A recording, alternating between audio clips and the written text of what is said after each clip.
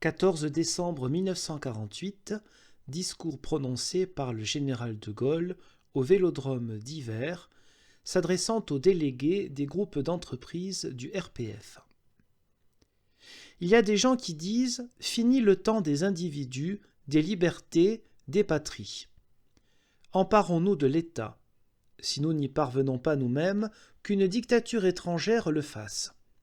Par là sera institué chez nous le régime de l'écrasement humain qu'ont appelé nos prophètes. Ces gens-là disent encore « Les hommes du Kremlin tiennent dans leurs mains l'immense Russie. Et voici que le chaos de l'Europe risque d'ouvrir à leur domination le chemin de la France. Servons-les aveuglément, aidons-les par tous les moyens, surtout utilisons la classe ouvrière. L'esprit de lutte que lui souffle un régime économique et social où elle ne trouve pas sa part, les injustices du passé, les épreuves du présent, les inquiétudes de l'avenir, voilà des leviers pour agir sur elle. Dégradons ainsi tout l'édifice français. L'existence des travailleurs en sera plus amère, nous exploiterons alors leur misère pour mieux disloquer la patrie. Ces gens-là disent enfin, quant à De Gaulle et aux siens, qui poursuivent le rassemblement des Français, sur la France et la rénovation de la France par les Français, combattons-les à outrance. S'ils venaient à réussir, la France aurait gagné, et nous aurions perdu. À ces gens-là, je réponds, sur le plan national, vous avez perdu déjà. Notre peuple ne veut pas de votre dictature. Quel peuple en veut d'ailleurs? Certes, à la faveur de la récente guerre de 30 ans, des hommes de votre sorte ont pu s'emparer du pouvoir dans maintes nations de l'Europe. Mais pas une seule d'entre elles n'y a librement consenti. Non, votre solution n'est ni humaine, ni française. Pendant la guerre, subordonnant tout à la défense et au redressement du pays, je vous ai donné votre chance de réintégrer la communauté nationale. En définitive, c'est l'étranger que vous avez choisi. Il ne vous reste donc qu'un seul atout, l'invasion. Mais, aux hommes qui sont sincères, parmi ceux qui vous ont suivis, nous disons « Il y a tout autre chose à faire que d'être des séparatistes et, le cas échéant, des collaborateurs. Il y a la France à rénover. Venez. Certains sont déjà venus. Il en viendra beaucoup d'autres. » Il est aussi des gens qui disent « Notre peuple est devenu veule et indifférent. » Parmi les Français, chacun ne pense plus qu'à soi. N'attendez pas qu'ils aillent maintenant se rassembler pour accomplir une grande tâche. Appliquons donc à ce peuple un régime de division et de médiocrité. C'est celui-là d'ailleurs qui arrange le mieux tous ceux qui se taillent des fiefs dans les partis, les affaires, les syndicats, la presse, et qui ont besoin, pour jouer leur jeu, de la faiblesse de l'État et de la dispersion nationale. Certes, les finances vont à volo, la monnaie tombe, l'économie végète, la classe ouvrière souffre, la classe moyenne disparaît. À toutes ces difficultés, notre régime ne saurait apporter aucune solution, mais il fournit des apparences. Il ne s'agit pas que l'État ait un budget, mais seulement qu'il fasse semblant. Il ne s'agit pas pour les pouvoirs publics de conduire effectivement les affaires de la France, mais seulement d'en avoir l'air. Les mêmes gens disent encore « Cette nation, qui fut ardente et puissante, se résigne à laisser d'autres États régler les affaires qui la concernent. Couvrons donc son effacement sous des formules et des soupirs. Modestie nationale, sacrifices apportés à la solidarité internationale, voilà les paravents derrière lesquels nous cédons les positions de la France, mais en enveloppant le recul sous des réserves et des protestations. » Les mêmes gens disent enfin « Vous, De Gaulle, vous perdez votre temps. C'est entendu, vous avez pu naguère susciter et diriger le suprême sursaut de la France, mais le péril immédiat passé, tout est retombé dans une bassesse inguérissable. Restez chez vous. Ils sont passés les jours d'honneur, de fierté, d'espérance. Place aux profiteurs d'abandon, aux débrouillards de la décadence. » Aux gens qui pensent ainsi, je réponds « Vous vous trompez. À preuve, par exemple, l'extraordinaire réunion de ce soir. Votre régime, il n'est pas vrai que le pays lui ressemble. Vous-même, je le sais, valez mieux que cela. Le couplet de l'abandon, nous l'avons entendu déjà. Après juin 1940, combien disaient qu'on devait s'accommoder d'un abaissement inévitable, qu'il fallait étouffer la voix des gêneurs, des factieux. On les nommait déjà gaullistes, qui appelaient les Français au combat et à l'espérance. Dans les ténèbres, combien d'oiseaux de nuit hurlaient de douleur et de rage à la seule pensée du soleil. Et cependant, les événements et les alliés aidant, le pays, peu à peu, sut se remettre debout, participer à sa libération, se payer un morceau de victoire. Rappelez-vous, le 26 août 1944, quand nous nous trouvâmes ensemble, libérés et triomphants, aux Champs-Élysées, à la Concorde, à Notre-Dame, à l'Hôtel de Ville, que restait-il de toutes les sottises et lâchetés qui, depuis 4 années, coulaient à flot sur la nation ? Eh bien, le même instinct du salut rassemble à nouveau notre peuple, maintenant éclairé.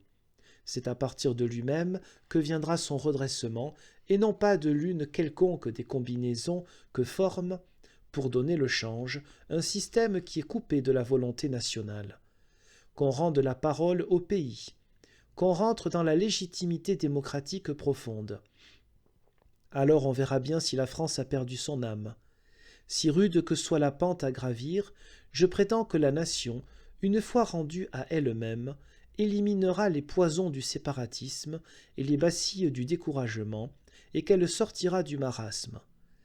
Compte tenu de l'aide précieuse qui nous est prêtée, d'un continent à l'autre, il nous est parfaitement possible de parer aux besoins immédiats, de nous reconstruire, de nous rééquiper, d'exporter chez les autres de quoi payer ce que nous achetons chez eux, par-dessus tout de recréer la confiance en soi, l'élan, qui font les peuples bien portants.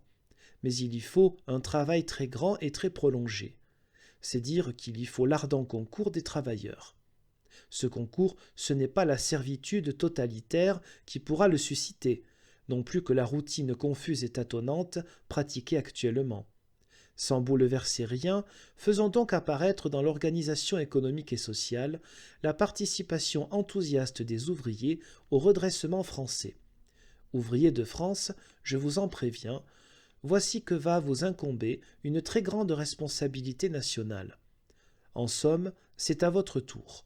Dans notre histoire, on a vu un rôle essentiel revenir tantôt à l'une, tantôt à l'autre, des catégories sociales, paysans, guerriers, clercs, artisans, entrepreneurs.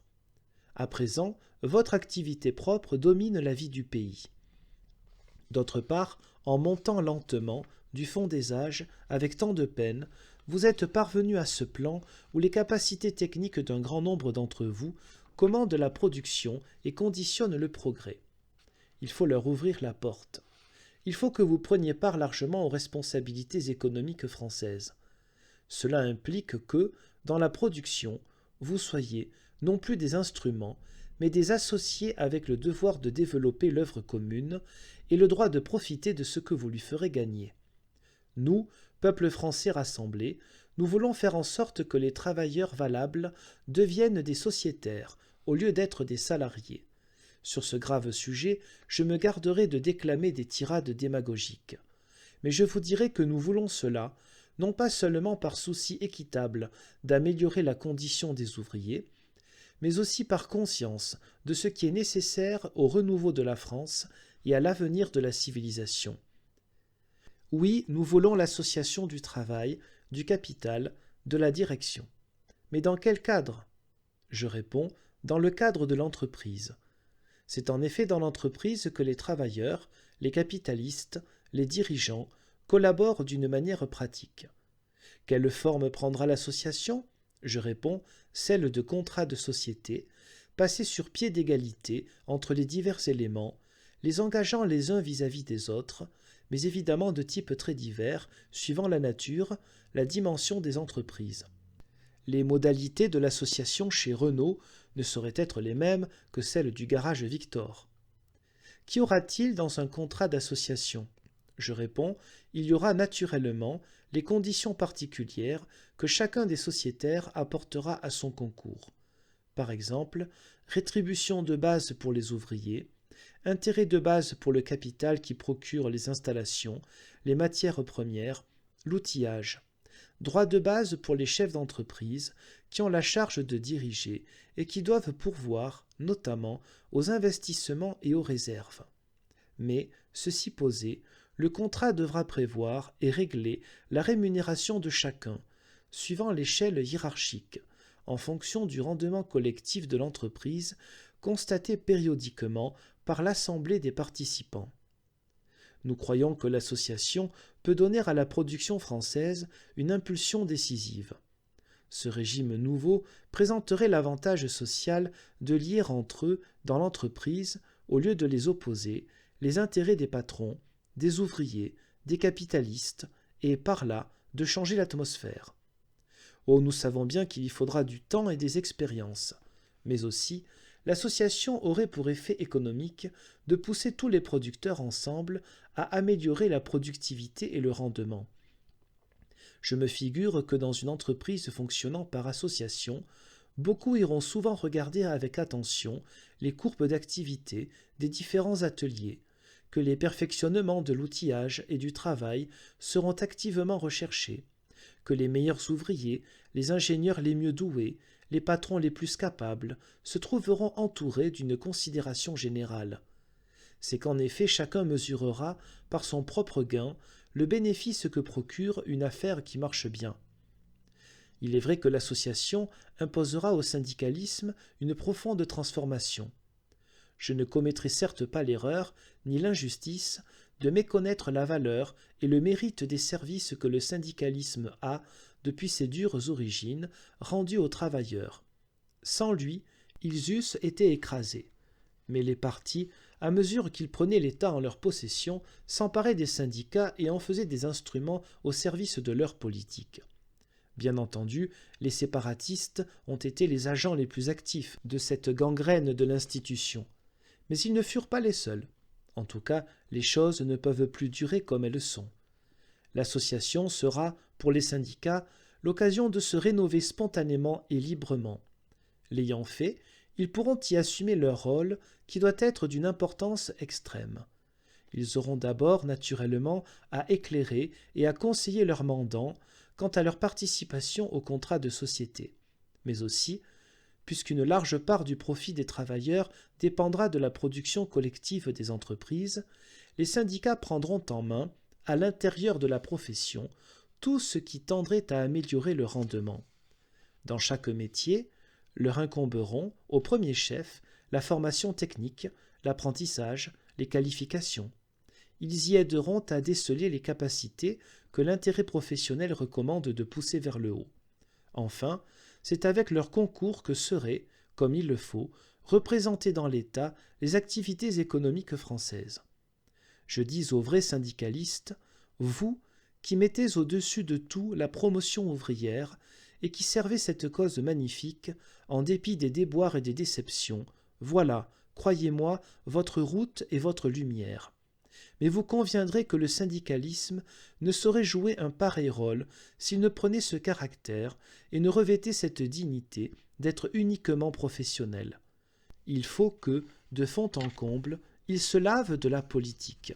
Ah, quand nous disons qu'il faut arracher la République à la discrétion des partis, nous dépassons de beaucoup les controverses constitutionnelles. Nous sommes au cœur du problème économique et social. Grand essor de la production, association entre ces éléments, changement de la condition ouvrière, indépendance vis-à-vis de l'étranger, équilibre des budgets et stabilité du franc qui conditionnent tout le reste? Oui, certes. Mais comment y parvenir aussi longtemps que les pouvoirs publics demeureront condamnés aux cotes mal taillées, aux incessantes oscillations, aux échéances affolées?